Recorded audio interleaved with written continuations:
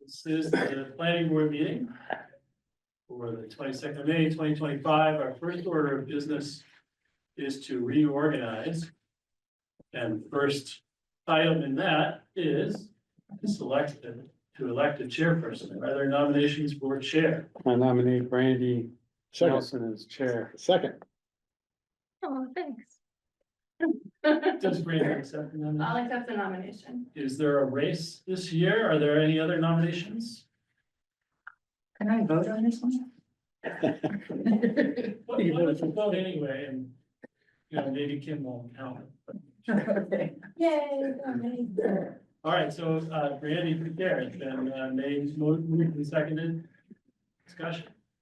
All in favor? Aye. You get that? Jeremy, you voted? Yeah, yes, I was voting. Aye. How does Brandy?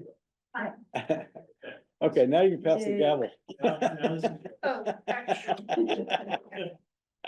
all right, so we need a nominee for vice chair. Pedro. I'll nominate Pedro. Oh, second. All right, so we got a motion and a second. Does Pedro accept? I'll accept unless somebody wants to rotate it. Does anybody want? All right, any further discussion? All in favor? Aye. Any opposed? All right, and we need a motion, or we need a nomination for clerk. I'll nominate Clerk, Jonathan Hankin for chair. Oh, excuse me, for clerk. Which picture?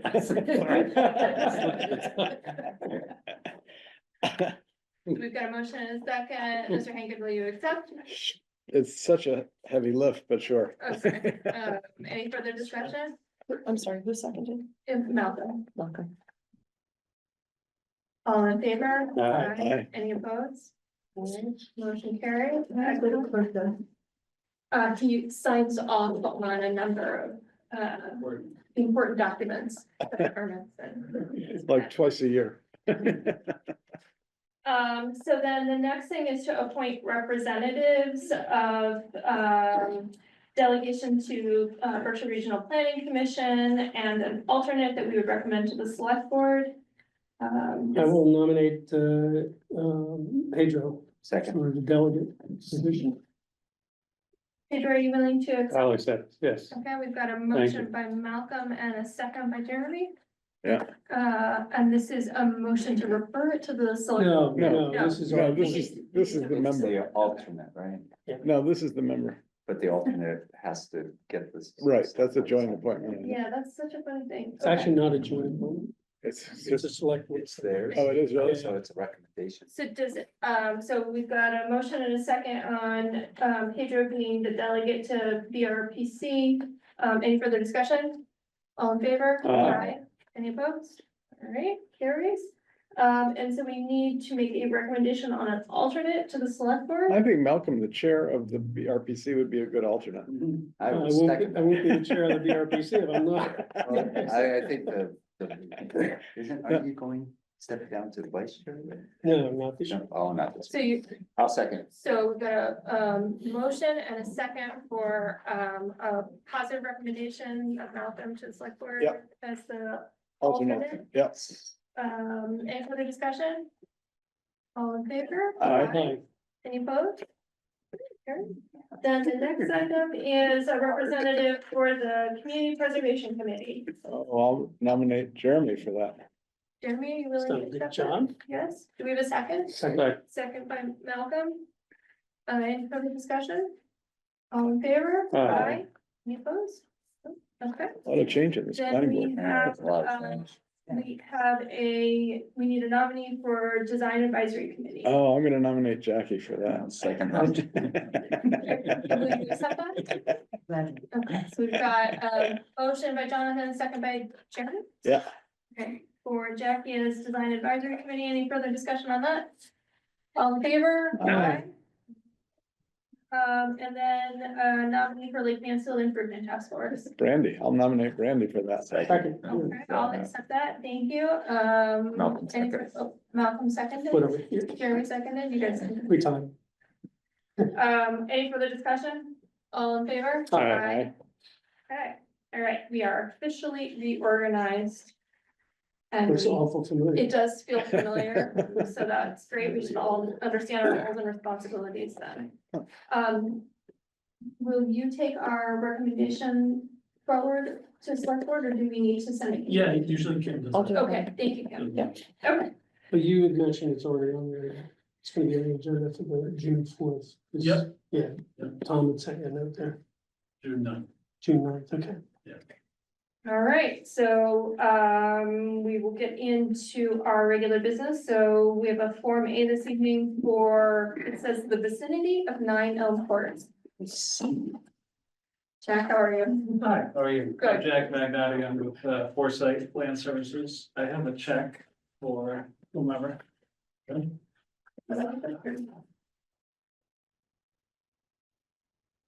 Can you tell us a little bit more about the vicinity of 9 Elm Court? It's actually a portion of town property that abuts number 9 Elm Court. It should be more of that. Thank you. Gotcha.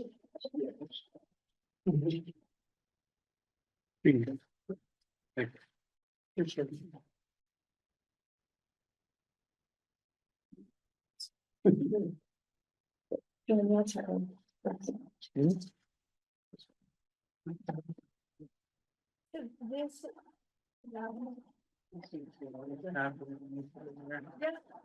Search is one thing, essentially to take a portion of the town right of way and add it to what they already have. The property line as it exists. Right now, Yeah. or down this line, and then they want to take the line out to the curve Mhm. of the street.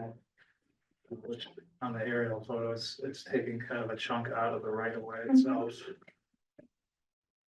It's a sort of a picture of what's happening. This is the sidewalk. Property line is there, they want to essentially go out to the sidewalk with their new property line, which takes a portion of Elm Court right of way. Away from the town, essentially, the town will be granting. And releasing all right in maintenance, and there's a big note on there on this plan about the two-thirds majority. That it's had by the town meeting, to accept that this. To is gonna be combine them. Taken from the town and granted to the Clinton Church. And it actually, in the zoning district, it requires, for it to be a legal lot, 5,000 square feet, but the current lot, as it is right now, doesn't meet that, it's only about 4,900 feet, so this would actually bring it into more conformity. So you're essentially not, it's not a Form A, it's not a parcel that's a legal lot, it's just gonna be a portion of the right of way added to the Clinton Church. And it's basically making a non-conforming lot conforming by way of lot area. And it meets frontage, but essentially, I think they just want to have a little bit more room to do what they need to do for improvements to the building. So Chris, in this case, is this an issue?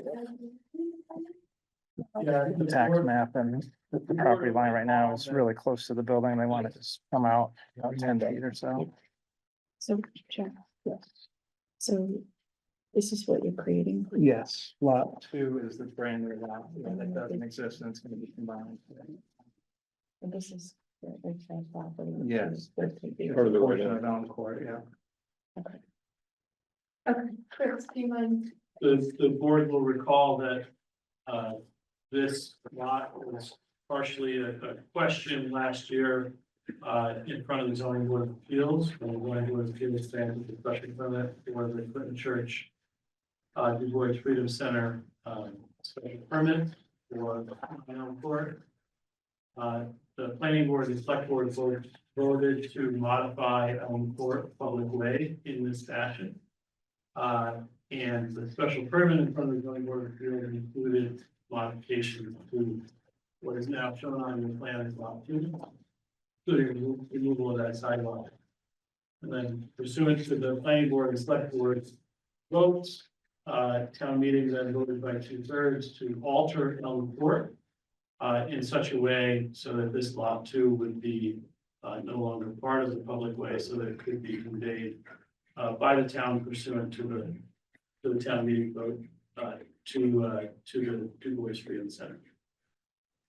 And that note is on the plan, so that, we all understand what you're doing and the authority by which you're doing it. So yes, Brandy, it is an endorsement of the board. Okay. All right, does anyone have any questions on this? We've seen iterations of this, right? Over time. All right, so do we have a motion to endorse the plan? So Thank you, Malcolm. Do we have a second? Second. Thank you, Jeremy. Do we have any further discussion? No? All in favor? Aye. Any opposed? I'm abstaining. Motion is abstaining. All right. You can note that for the record. Thank you. You've got your Mylar here. it's just a code. Let me go, this is fun. But it's on the record. I think it's a legitimate. Issue. Yeah, I think it's a legitimate thing. Let me get rid of it. Sorry about that.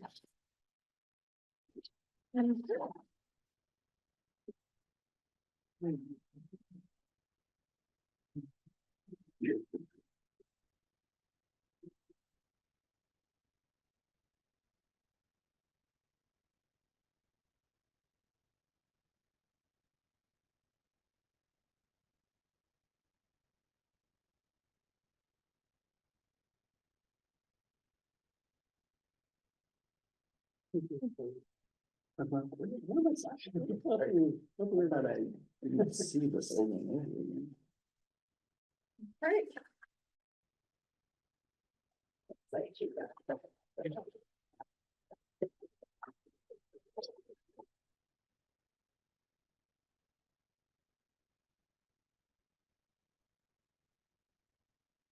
You're fading.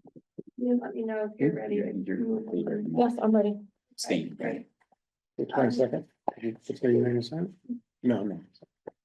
Next item is the approval of the minutes from May 8th. Do we have a motion to approve as amended? So moved? Thank you, Jonathan. Do we have a second? Second. Thank you, Malcolm. Any further discussion on the minutes? All in favor? Aye. Same voting as I was now. Present. Jeremy is abstaining. Okay. So this is your third. You bet.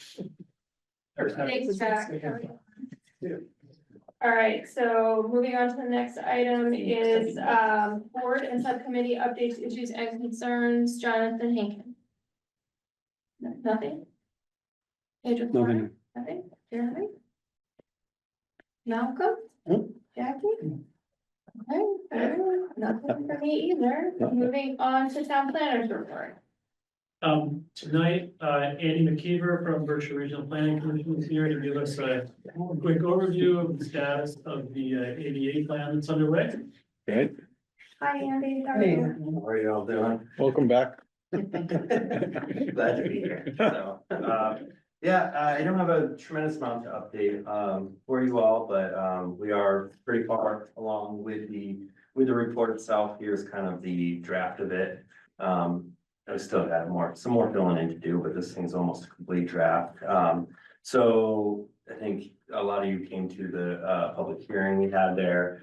So we had some pretty good feedback there. I think we all had some discussion about which properties in town are worth sort of prioritizing for some improvements. And, so hopefully part of, being here, I was hoping if anybody had any more additional thoughts after that hearing or, anything else, they would want to do. I was really hoping that we could get more input from people with lived experiences. So after that hearing, I did reach out and did a more of a private public outreach with families like ours, which is a wonderful organization here in Great Barrington. It's basically caregiver support for parents with children with developmental disabilities. So report on a conversation, got together with a handful of the parents involved with that organization. And they had some really good insight, and they were particularly interested in sort of park spaces. And I think some of the key takeaways out of them is, and this isn't just from them, I've heard this in other places in the county, is that there really is sort of a lack of like accessible adaptive play equipment everywhere in the county. So that's kind of one takeaway. So I think that's something we can sort of hear as, you know, when we're gonna start developing something, that's something that there is a desire for. So another thing is when building parks, they're really interested in making sure there's fences. So that's something that's. There would. Yeah. Fences. Pencil. Yeah. Andy, what would be an example of accessible play? So a lot of it's usually goes with sort of, it's about ground elements, so things you don't have to climb up and get aerial. So you know, small, mostly just sort of things that are.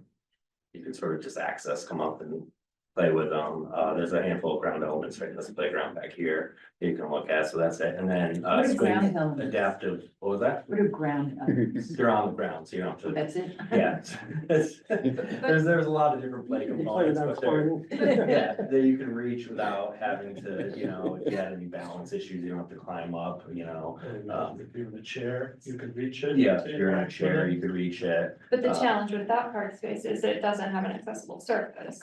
Correct. Yeah, So- so Park space is not. the, Giggle. the giggle park, Oh, Right, but things like make sure, you know, if you have like ladders on, if you do have ladders, if there's, you know, a person who doesn't have really good balance, they have railings that they can grab on, so just making sure you have those sort of components to it. And then another thing that comes to the surface is in the ADA, they basically just say it has to meet the sort of federal safety guidelines or whatnot. And so a lot of parks, they all have those wood chip surface kind of thing. And so, while it is technically accessible according to the ADA, what we hear from a lot of parents is it's really not, it's hard to kind of move through it, that type of thing. So, there's a lot of parks throughout the state. It's more expensive. They go with this sort of rubber surface on there, which. Soft, but you can move. across Exactly, it. yeah, so, and in Berkshire County, I think there's only one sort of playground with that, that's in Pittsfield. So I think that's something that should be sort of a goal to strive for, to see if you can do like a full wellness playground, somewhere up here, so. So yeah, those were sort of some of the takeaways that we took from them. Obviously, a lot of the other desires are making sure we have accessible parking in the correct locations and that there are accessible paths to all the elements. So, so at this point, we did complete all the sort of inspections and evaluations of all the town properties. And we do have a pretty comprehensive list of sort of what are different ADA things you can address, whether it's your signage is not, you know, it doesn't have braille, or it's not located in the right spot, or if it's sinks with exposed piping that could burn somebody. So we have a pretty exhaustive list of all that. So at this point, what we're doing is we're just gonna try to, based on a lot of conversations we heard from you guys about priorities and sort of what we know about what's going on in some of the properties, try to prioritize it. And so I think at this point, what I've heard so far in this process is that town hall seems to be one that has a lot of need and could be prioritized for accessibility, making sure that entrance getting in and out and the sidewalks around here are, you know, sort of at right grade and where they need to go. Sounds like the libraries are in a pretty good spot where they, yeah, there's the renovation sort of plan on that. So any of those big renovations, if they go forward, they're gonna have to be built to code anyway, so it's almost like a wait and see on those. There is an idea of doing a better job to connect the at Mason Library, that connects the parking lot to the new entrance. I think there's, yeah. So I think that's a project worth looking at. Most of the other buildings, the courthouse is kind of a trickier one because there's no elevator in there. And then you also have state agency operating it. So I think that is something that I don't know if we'll have firm recommendations for, but it might be at least something to keep in your mind about. With that property, there are some accessibility challenges, and so is it gonna be able to serve? It sounds like that they're able to manage it now, but is that really gonna be able to serve in the long term? And so whether that means putting some money into that property and make some changes, looking at an elevator or something like that, it's probably something we would wanna do. How, you mentioned a next step would be prioritizing projects or sites, is that something that you'll recommend in the plan or that we'll look at and have a discussion about prioritizing? Yeah, I mean, so, what I would do is I'm gonna go through in here and try to prioritize. And basically, the way I do it is look at what are some things that you can do in-house, right? With just your staff, you know, if it's like your parking sign is not, you know, tall enough where you can see it over the hood of a car, you know, can staff go out and sort of put that up? That can be sort of long term and then, or short term. So we'll try to put those into kind of short term kind of thing. And then something like that has to do, if you need like a design, something like that, then you would probably like say, if you wanted to do here at town hall, you wanted to do an accessible route to get to that playground, like we would want to see, right? Is that the one that the town wants to do immediately? Then you can do a design the next fiscal year, so you have some capital planning involved in it. And then follow up with construction and seeking funding after that. So the process would be, I'll sketch that out, and I'll share with you, and you can discuss with your building department about capacity. And that's what you want to do, and then we can certainly bring it back here, and if it sounds like the board agrees with sort of these particular areas being the priorities and. And is the rubber matting for the park here, is that permeable?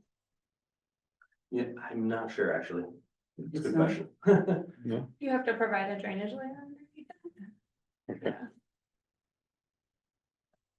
It's kind of like. Probably, if you go to the gym and there's that like foam matting on the floor that kind of interlocks, it's like that kind of material. So you looked at buildings, parks, right? I think, did you mention you were looking at programs or in the website too, maybe? website, right? Yeah, we have, I can't elaborate too much on that, because I don't have that portion of the report, with me, and, I haven't read it too much, but that gets to be into, it gets a little bit into the weeds with the website, so I'm not sure if I mentioned it before, but the Department of Justice did adopt a rule, and it's, you know, that all websites for municipal websites have to be, up to web content accessibility guidelines. And there's, depending on the number of employees you have, it's either 2026 or 2027. So those are adopted. So we have a program where we can put the town website into it, and it'll go through, and it basically, Red one, the whole thing?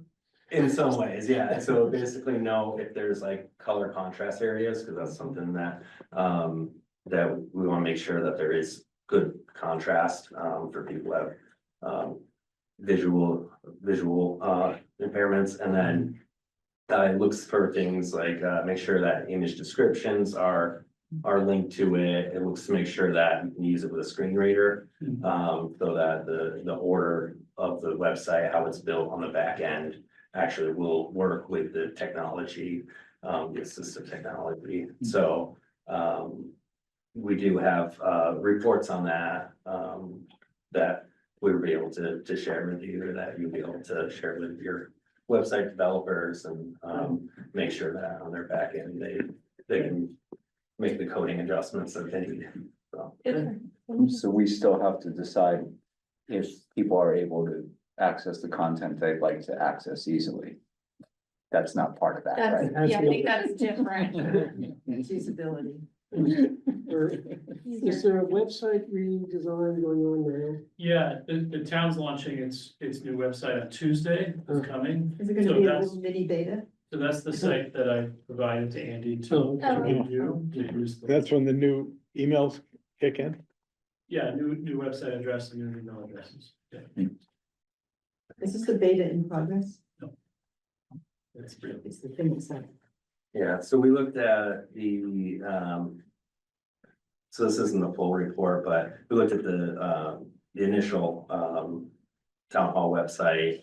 And this identified some, like broken URLs that's not redirected, or if it's not worded properly, you know, a lot of times we just say click here, but it's not descriptive enough. So that's kind of things. We looked at the police department. They had some, you know, there was some alt text, things that were sort of flagged on that. Yeah, some images in like PDF documents that, you know, you really couldn't read, with it. So there's a handful of them. So, we looked at the library's page as well, and the senior centers, so. Those are websites, so you'll have reports on all of those websites too, like the accessibility guidelines, but. Also, a lot of it's like very technical, it has to be done on the back end, so that's why we kind of have this program that can do it for us, so. And did you have a chance to speak with anyone at Council on Aging and get any feedback from that stakeholder group? No, unfortunately, you know, we initially had the Council on Aging, they did put it in their newsletter, trying to get some people together that we could talk to. Unfortunately, we got 2 emails back, and I still, I was hoping to get some more people to kind of have it more robust, do like a lunch or something like that. So I did follow up with those 2 people, I think about a month ago. I sent them messages about maybe, you know, just having us 3 to kind of go through it. And I haven't heard back, so, Okay. I can certainly, you know, send another email at least, you know. Or maybe But try we're the getting- director again and see if Yeah, she's able to put in touch with me. yeah, so it'd be nice to just, you know, Yeah. as much public input we can get would be as appreciated. Yeah, absolutely. Thanks. So- Anybody have any questions? At the courthouse is town-owned building, right? Right. And it leases it to the state. Correct. So who holds the responsibility to make that building accessible? With the owners? Yeah, the owners do, and sometimes accessibility is triggered by the leaseholder or by the amount of work that's being done. And as you know, building code might trigger accessibility or energy efficiency improvements. Yeah. Any other questions? Yes, I don't know how related, but does ADA offer any guidance for like user, like mobility devices like wheelchairs and scooters and things like that? Or is it just making places and things accessible? So what we're looking at is the bill. No, I know that's what this is, Yeah. but I just meant ADA in general. So not in the Title II that we're sort of focused on, so, but that's actually, that did remind me, we talked about, you know, mobility devices. That was another thing we heard from some people is that, things like, I think it's called like a Huckleberry Hiker. There's these, devices that you use that you can help, that you can, you know, kind of put somebody in and you can go hiking with them or whatnot, or those have been very effective.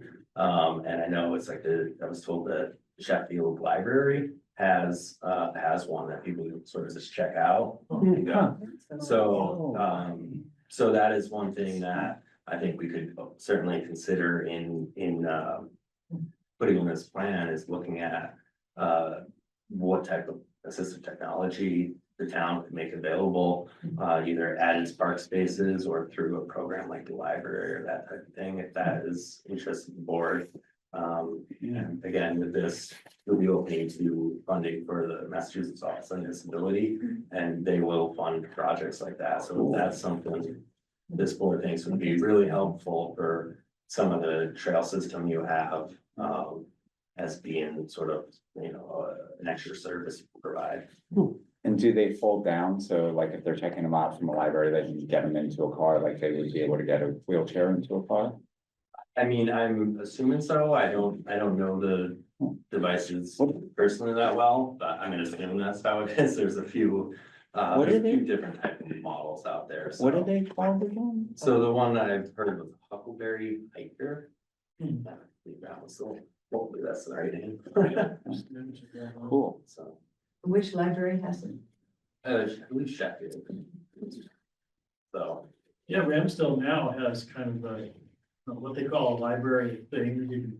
You can check out a cordless drill or a, you know, so maybe you could check out one of these. But libraries in Massachusetts too are really good about that. They have like a lot of, like, they'll have museum passes and different Yeah. things you can check out. And so, I mean, people already kind of Good think of libraries that way. Huh, cool.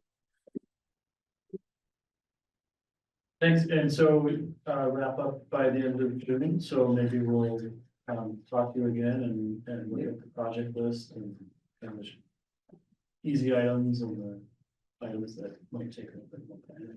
yeah, exactly. So, yeah, I'll schedule a time to talk with you and the building department. Great.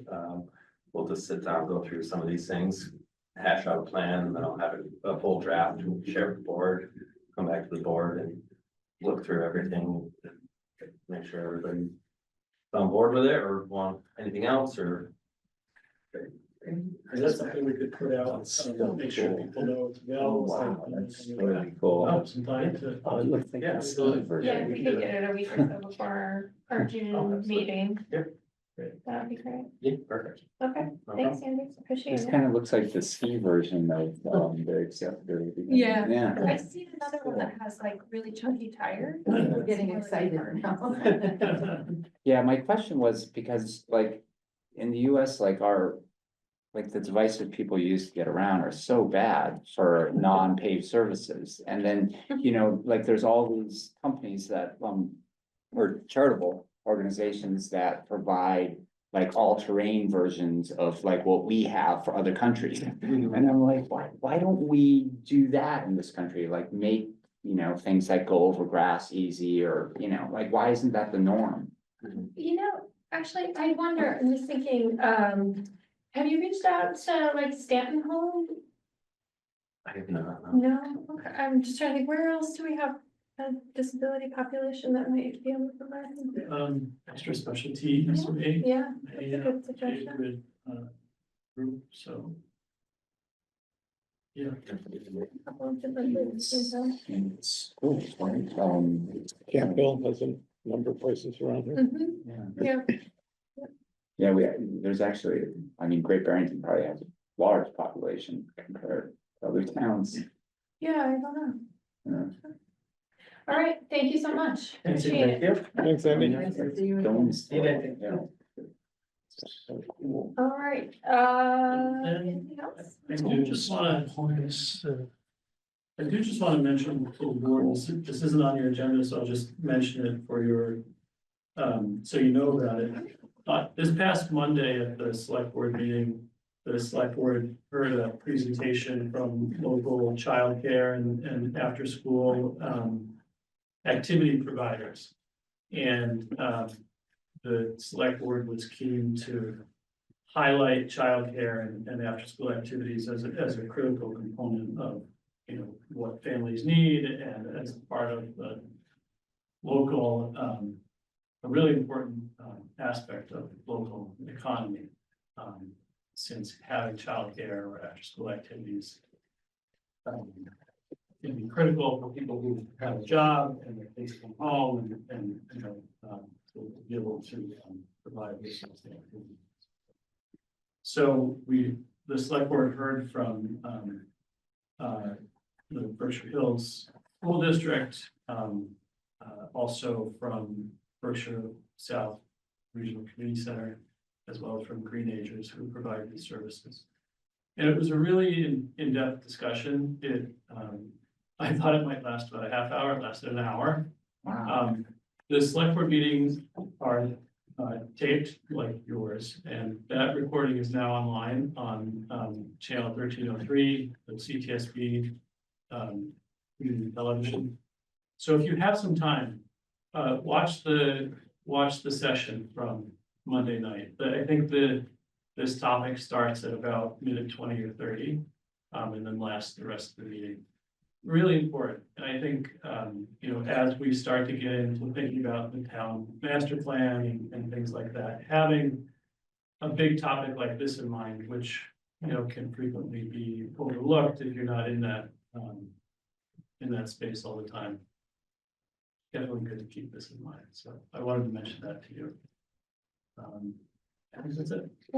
Can I ask a question, Chris? Chris, I wasn't able to make the meeting yesterday on reed cleaners. Re-cleaners meeting? Can you just give us a synopsis of what's going on over there? Yeah, so the town has, on the planning department webpage, the, what's called the analysis of brownfield cleanup alternatives report is on the planning department webpage now. You can look at it.